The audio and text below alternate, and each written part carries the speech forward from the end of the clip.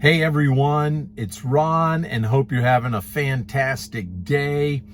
I am sharing the last 5 covenants or commandments that we've been talking about in these 10 commandments. And like I shared in the last video talking about honoring your mother and your father, this is the same principle here. The first 4 commandments were all about relationship with God himself, for the people to enter into this relationship. And that covenant part was about him and us. The remaining 6, starting with honor your father and mother, and that was in the last video. I'll have a link below in it. And then also in below, just as a note here, I'll have maybe some thoughts, things to provoke us to focus on for the week. Maybe you can kind of treat it like a little devotional, or you can treat it like something that you can take further for your own benefit and study. But going on with covenant 6, 7, 8, 9, and 10. Here they are. Do not murder. Do not commit adultery. Do not steal. Do not bear false witness. And do not covet your neighbor's wife, your neighbor's servants, basically your neighbor's possessions. All from 5 through 10, all of those deal with relationships with one another. And how brilliant of God to start all of that off with the whole honoring your mother and father. That's the first one in number 5. And then 6 through 10 that I just named: murder, adultery, steal, bear false witness or lying, and finally coveting your neighbor's stuff. All of those have to do with our relationships with one another. That's why when Jesus was asked and he answered in this way, when you love God with all of your heart, soul, and mind, 1 through 4, and when you love others or your neighbors as yourself, 5 through 10. Everything in the scriptures, everything in the Torah, everything that's going on there is all wrapped up in those 2 thoughts. Jesus said, you're not far from the kingdom, to love God with all of your heart and to love your neighbor as yourself. Right there covers all 10 of the commandments. And so 6 through 10, don't murder. Well, okay. Most of us would say, of course, I've never killed anyone. At least no one caught us, but we've never killed anyone. And yet Jesus taught later, the law says, thou shalt not murder. I say, if you even speak words against another person, you've murdered them in your heart. So when you stop and think about that, I'm a serial killer, honestly. I'm a mass murderer. And probably you are too, because we gossip about people. We talk about people. I'm riding down the road and somebody pulls out in front of me and I, degrade them with my words. I murder them. I'm a mass murderer. And I don't want to be. God's saying for us not to be. It says, don't commit adultery. Jesus said, well, I'll take it even a step further. And it wasn't about creating some kind of law of like, if you even look upon a woman, you've committed adultery with her. If you desire. Well, then I've probably committed adultery hundreds of times. That's not good. And women have committed adultery hundreds of times because they've desired something else or found something else attractive. And I've heard sermons preached where people make up a little law that, well, you can look and admire, but if you look back, then it becomes, no, that's not what God's talking about there.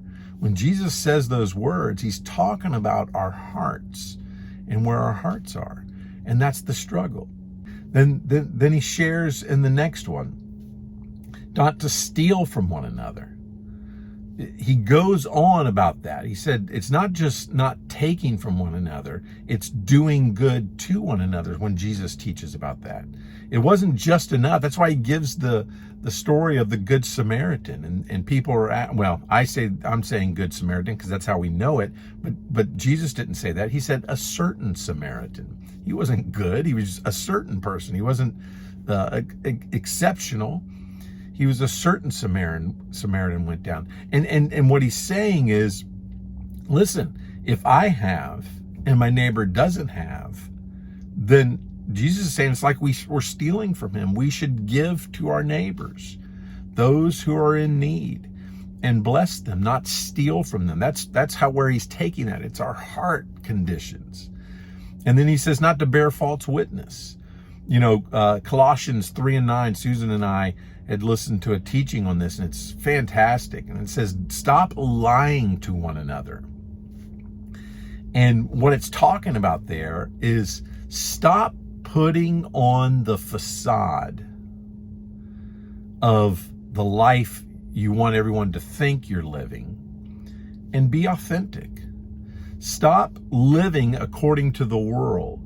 You know, it's like when people watch all of these reality TV shows, there's nothing real about reality TV. It's as fake as any other television show. It's as Hollywoodish as any other show.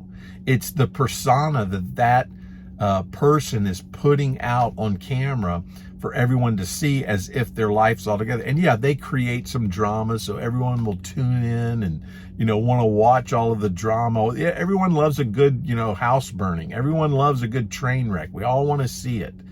That's why people go to race car races, because they want to see the big crash, you know. And so it's the same thing in all of that. And God's saying, and Jesus reiterates this, he's saying, quit. In Colossians 3:9, Paul reiterates it. Quit putting on personas that we're not, and taking on the world's view. Because what we're doing is we're actually engaging in something that's what, you know, everything's about our image, and everything's about what we do in life, and and how much we've accomplished, and all the resumes, and people put their resumes constantly on all the social media and share all the social media. Even in this video, I'm going to edit it up, and I'm going to take out the little parts, you know, where I messed up and start over, you know, and edit it. And some of that's editing because I just want to condense it to make it quicker and edible for people. So I get it. But we've got to be real and not bear false witness, not just about lying about other people, but lying to other people about ourselves. And I'm not saying you got to go around, hey, let me show you all the crap I have in my life. That's not what I'm saying either. Being authentic is, you know, we all have issues. We all have struggles at times. And more importantly, we're not taking on the personification of the world. Don't be conformed to the world, but be transformed by the renewing of our minds. Change the way you think. And then the last one was coveting. You know, it says don't covet your neighbor's wife, don't covet your neighbor's male servants and female servants. And it's going through a list. And what it's saying is, don't keep up with the Joneses. Because your neighbor buys a new car, you don't have to buy a new car. If you need a new car, get a new car. Just because your neighbor did this and your neighbor did that, you don't have to do that. That's coveting. That's what it's talking about. And that's what gets us in trouble. We see what someone else has, and we desire their thing over desiring what God's desires are for our life. Look, these are very simple. And we probably don't read them in that manner. We probably read them as laws to keep, you know, and Jesus came and said, look, I fulfilled the law, but here's what it's really saying. It's a heart condition.